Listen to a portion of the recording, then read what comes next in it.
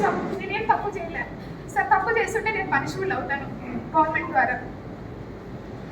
నేను వచ్చిన నా మొగుడు ఇల్లు తీసి నేను సంసారం చేస్తూనే ఉన్నాను. నేను దేవుడు మరి నాకు ఇది కష్టం పెట్టాలని ఏమైనా కన్సీవ్ అయ్యానో నాకు తెలీదు. ప్రెగ్నెంట్ అయ్యాను నేను. ప్రెగ్నెన్సీ వచ్చిన తర్వాత బిడ్డని ఏమైనా చంపుకోగలనా నేను సరే అనేసి బిడ్డను కూడా నేను ట్రావెల్ చేసిన. మా అత్త సపోర్ట్ చేసింది, వదిన చేసిండు, ఆయన చేసిండు, అందరు చేసిండు. 9 నెలలు బిడ్డ నేనే కన్నా, నేనే పోసినా, నేనే కన్నా. ఇద్దరిని కూడా మీరు ఆయన మెసేజెస్ అన్ని చూపిస్తాను మీకు.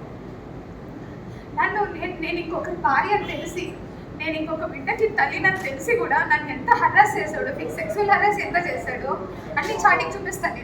నేను మీకు అబద్ధం చెప్పను, ఎవ్రీథింగ్ చూపిస్తాను. ఈ 2000 అయిపోయింది. యూఎస్ నుంచి రిటర్న్ వచ్చాడు మదన్ మోహన్ మాదిపాటి. రిటర్న్ వచ్చిన తర్వాత కూడా నేను చెప్పిన బిడ్డ ఇది అనేసి వచ్చిన వెంటనే విశాఖపట్నం వచ్చాడు, తన బిడ్డల్ని చూసుకునేదాన్ని. ఇది అండి అనేసి బిడ్డని తీసుకొని చూపించినాను కూడా నేను అతనికి. చూపించిన తర్వాత అతను చాలా మెంటల్గా స్ట్రాంగ్గా ఫిక్స్ అయిపోయాడు. అంతా జరిగింది. తర్వాత నేను అడిగినాను. నేను ఎందుకు అడిగినానంటే సుభాష్ అప్పటికే సుభాష్కి తెలుసో తెలియదో నాకు తెలియదు. ట్రైబల్లో ఎప్పుడు కూడా మేము రాసుకున్న విడాకుల ఒప్పందం నేను ఆయనకు రాసిచ్చిన, ఆయనకు నాకు రాసిచ్చిండు. నేను అది కూడా చెప్పిన ఆయనకి. లేదు లీగల్ కూడా తీసుకో అన్నారు. సరే అనేసి నేను మదన్ మోహన్ మాదిపాటిని అడిగిన. సరే అనేసి ఇద్దరం కలిసే డాక్యుమెంట్ చూపిస్తా, ఇద్దరం కలిసే మేము విశాఖపట్నం కోర్టుకి అప్రోచ్ చేయడం. విశాఖపట్నంలో ఫైల్ చేసినాము, ఏప్రిల్ మంత్లో ఫైల్ చేసినాము. ఆ ఫైల్ చేసుకున్నానికి కాదు ఇద్దరి మధ్యన ఒక అండర్స్టాండింగ్ మీద కొన్ని ఎంఓయూలు కూడా రాసుకున్నాము. పిల్లల విషయము, తర్వాత ఇల్లు విషయం, ప్రాపర్టీ విషయము, బంగారం విషయము, కార్ విషయము, ఎవ్రీథింగ్ రాసుకున్నాము. సరే ఇంత జరిగింది, ఇంత బాగానే ఉంది. మదన్ మోహన్ మాదిపాటికి సడన్ గా మరి ఏమైందో తెలియదు. అంతకంటే ముందు నుంచే అది మనసులో ఉన్న అనుమానము, మీ పేపర్లు ఏదైతే పెట్టాడో ఈ అనుమానం అంతటి కారణము డబ్బు. ఆ డబ్బు నన్ను 30 కోట్లు నేను సంపాదించేంత అర్హత కానీ, లేకుంటే ఉద్యోగం కానీ నా దగ్గర లేదు. నా ఉద్యోగము 58,000 ఈరోజు జీతం నాది. 35,000 కార్ అలవెన్స్ ఇస్తారు ఒక అసిస్టెంట్ కమిషనర్కి. మీకు జీతం కూడా చెప్పాలి. నేను డిపార్ట్మెంట్కి వచ్చినప్పుడు నేను బెగ్గర్ని కాదు, ఐఎమ్ నాట్ ఏ బెగ్గర్. నా దగ్గర నేను మరి బట్టలు కూడా లేకుండా రాలేదు డిపార్ట్మెంట్కి. నేను అప్పటికి ఫుల్ ఫ్లెడ్జ్గా ప్రాక్టీస్ చేసిన.